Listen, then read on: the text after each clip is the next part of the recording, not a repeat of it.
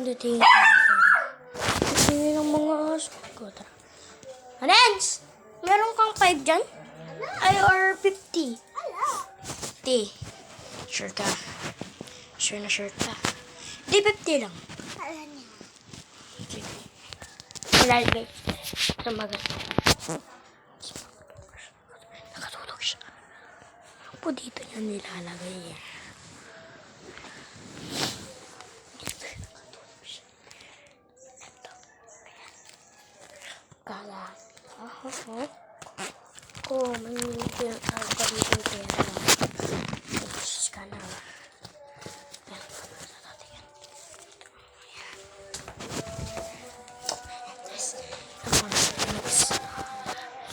Nakabago na siya.